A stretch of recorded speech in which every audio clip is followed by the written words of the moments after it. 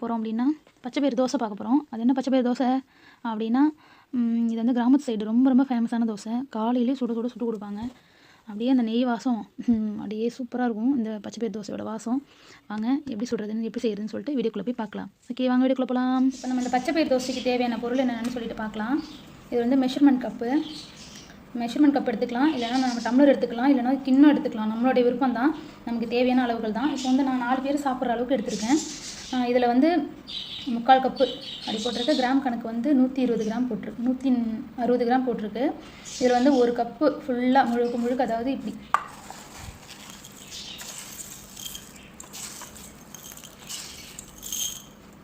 தலையை தட்டாமல் இப்படி கோபுரம் மாதிரி குமிச்சு 2 கப்பு அரிசி எடுத்திருக்கேன். அரிசி வந்து எந்த அரிசி வேணாலும் எடுத்துக்கலாம். ரேஷன் அரிசி, பச்சரிசி, இட்லி அரிசி. இது வந்து இப்போ வந்து நான் சாதம் வடிக்கிற அரிசி எடுத்திருக்கேன். எல்லா அரிசியும் இருக்குது, இருந்தாலும் இதில் ஒரு டைம் செஞ்சு பார்க்கலாம் அப்படின்னு சொல்லிட்டு சூப்பராக வருது. அதனால் நான் இதை வந்து எடுத்து வச்சுருக்கேன். 2 கப்பு அரிசி. நம்ம டம்ளரில் எடுக்கணுனாலும் இதே அளவுகளோடு எடுக்கணும்.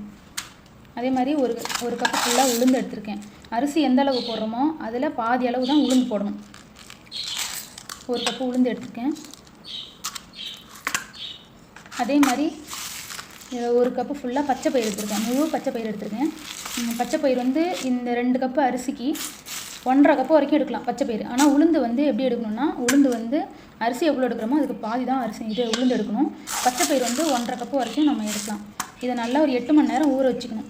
நைட்டு ஊற போட்டுட்டு காலையில் எழுந்து நம்ம அரைச்சி அப்படியே தோசை சுடலாம். நம்ம வந்து வெயிட் பண்ணி 8 மணி நேரம் புளிச்சு ஊற வைக்கணும் அப்படின்ற அவசியமே கிடையாது. இந்த பச்சைப்பயிறு தோசையை பொறுத்த வரைக்கும் அப்போவே அரைச்சி அப்போவே யூஸ் பண்ணலாம். அந்த ஸ்மெல்லு இருக்காது. அப்படி வாசனை வருது அப்படிங்கிறவங்க வந்து இஞ்சி வந்து ஒரு துண்டு யூஸ் பண்ணிக்கலாம். இஞ்சி யூஸ் பண்ணால் நல்ல ஃப்ளேவரு. எங்களுக்கு இஞ்சி அந்த ஸ்மெல் வந்து பிடிக்க மாட்டேது, அதனால் நான் வந்து இஞ்சி சேர்க்கல. ஆனால் இஞ்சி சேர்த்துக்கிட்டோம் அப்படின்னாக்கா சூப்பராக இருக்கும். பச்சைப்பயிறு தோசைக்கு டேஸ்டியாக இருக்கும். எங்கள் பசங்க வந்து அந்த ஸ்மெல்லு விரும்ப மாட்டுறாங்க, அதனால் அந்த வாசனை விரும்ப மாட்டுறாங்க தோசையில். அதனால் நான் வந்து செய்யலை. இன்னொரு தடவை நான் செய்கிறப்ப கண்டிப்பாக நான் இஞ்சி போட்டு செஞ்சு காமிக்கிறேன். இது மாதிரி இதுதான் அளவுகள். இது 8 மணி நேரம் ஊற வச்சதுக்கப்புறம் எப்படி அரைச்சிட்டு எப்படி தோசை சொல்லலாம்னு சொல்லிட்டு பார்க்கலாம். 8 மணி நேரம் ஊற வச்சிட்டேன், நைட்டு ஊற வச்சிட்டேன். காலையில் அரைச்சி மாவு எப்படி தோசை ஊற்றலான்னு பார்க்கலாம். ஹலோ ஃப்ரெண்ட்ஸ், இப்போ வந்து நைட்டு ஃபுல்லாக மாவு வந்து நம்ம இது பண்ணிட்டோம், ஊற வச்சு அரைச்சிட்டோம். இப்படி தான் இருக்கும். நாங்கள் இப்போ தோசை ஊற்றி பார்க்கலாம். நான் வந்து ஒரு 4 தோசை ஊற்றிட்டேன். இப்போ இன்னும் கொஞ்சம் இருக்கிற மாவில் உங்களுக்கு ஊற்றி காமிக்கிறேன் எப்படின்னு சொல்லிவிட்டு. 8 மணி நேரம் அரிசி, உளுந்து, பச்சைப்பயிறு 3த்தையும் ஊற வச்சிட்டோம். ஊற வச்சு முடிச்சதுக்கப்புறம் இப்போ காலையில் எழுந்திரிச்சு இதை உடனே அரைச்சி இதை உடனே தான் தோசை சுடுறேன். கரண்ட் இல்லை, அதனால் சரியாக காட்ட முடியல உங்களுக்கு. மாவு அரைக்கிறது சரியாக காட்ட முடியல. அதனால் இப்போ தான் கரண்ட் வந்தது, உடனே அரைச்சிட்டேன். கடை அரைச்சிட்டேன், கரண்ட் போயிருமோ அப்படின்னு சொல்லிட்டு. இந்த மாவு பாருங்கள், பார்த்தாலே தெரியும் இது பச்சைப்பயிறு மாவு. வந்து எப்படி தோசை ஊற்றுறதுன்னு பார்க்கலாம். கல் நல்லா காஞ்சிட்டு வாங்க தோசை ஊற்றி பார்க்கலாம்.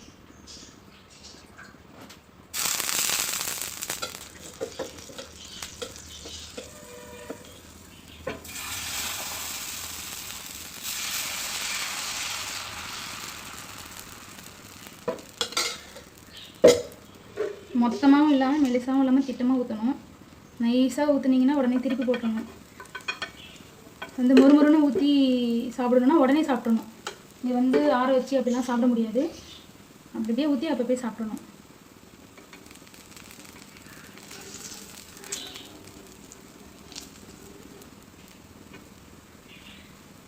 அதே மாதிரி இது அடிப்பக்கம் நல்லா வேக வைக்கணும். நம்ம ஊற்றின உடனே அடிப்பக்கம் நல்லா வேக வைக்கணும். திருப்பி போட்டு உடனே அதை வந்து எடுத்துடணும். ஏன்னா மொறுமொறுன்னு ஆகிற வரைக்கும் அப்படின்னு நம்ம வச்சுருந்தோம்னா அது வந்து கொஞ்சம் மொறுமொறுன்னு ஆயிரும், சாப்பிட முடியாது. அப்புறம்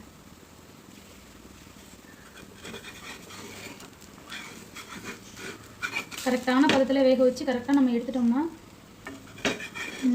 ஒரு மாதிரியாக பிச்சிட்டு போகிறதுலாம் இருக்குது. கரெக்டான பதத்தில் வேக விட்டு நம்ம எடுக்கணும். எந்த தோசையாக இருந்தாலும் சரி கரெக்டான பதத்தில் வேக வச்சு நம்ம எடுத்துடணும்.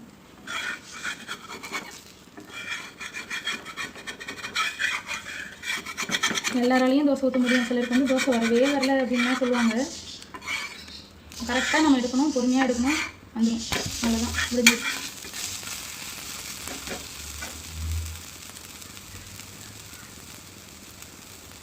பார்க்கவே பாருங்கள் எவ்வளோ கலர்ஃபுல்லாக இருக்குது. அது கேமராவில் தெரியுதானு தெரில. இந்த மாதிரி லைட் க்ரீன் கலரில் இருக்குது. பார்க்கவே சூப்பராக இருக்குது. இதில் வந்து இஞ்சி சேர்த்துக்கலாம், சூப்பராக இருக்கும். பசங்க வந்து இஞ்சி சேர்த்தா சாப்பிட மாட்டாங்க, அதனால் இஞ்சி சேர்க்கலை. நெக்ஸ்ட் டைம் கண்டிப்பாக இஞ்சி சேர்த்து எப்படி அரைக்கிறதுலேருந்து நான் காமிக்கிறேன். இல்லை வேறு எதுவுமே நீங்கள் சேர்க்க வேணாம். உளுந்து, பச்சை பயிறு, அரிசி 3 பொருள் இருந்தாக்கா சூப்பரான இது ரெடி பண்ணிடலாம். ஒரு பெரிய ப்ளஸ் என்னன்னாக்கா அப்போவே அரைச்சி அப்போவே வந்து ஊற்றிடலாம், தோசை ஊற்றிடலாம். அதுதான் இதில் ப்ளஸ்ஸே. நைட்டு ஊற வச்சுட்டு படுத்தோம்னா காலையில் எழுந்திரிச்சு அரைச்சி அப்படியே இது பண்ணிடலாம். இல்லை காலையில் ஊற வச்சுட்டு நம்ம போனோம்னா ஈவினிங் வந்து ஸ்நாக்ஸ் மாதிரியும் ஊற்றி சாப்பிடலாம். மழை டைமில் சூப்பராக இருக்கும். அவ்வளோதான், தோசை ரெடி. ஓகே ஃப்ரெண்ட்ஸ், பச்சை பயிறு தோசை வருது எப்படின்னு சொல்லிட்டு பார்த்துட்டோம். இந்த வீடியோ உங்களுக்கு பிடிக்கும்னு நினைக்கிறேன். மறக்காமல் சப்ஸ்கிரைப் பண்ணுங்கள், பெல் ஐக்கானை கிளிக் பண்ணுங்கள். பிடிச்சிருந்ததுன்னா கமெண்ட் பண்ணுங்கள், லைக் பண்ணுங்கள், ஷேர் பண்ணுங்கள். நம்ம அடுத்த வீடியோவில் சந்திக்கலாம். பாய் பாய்.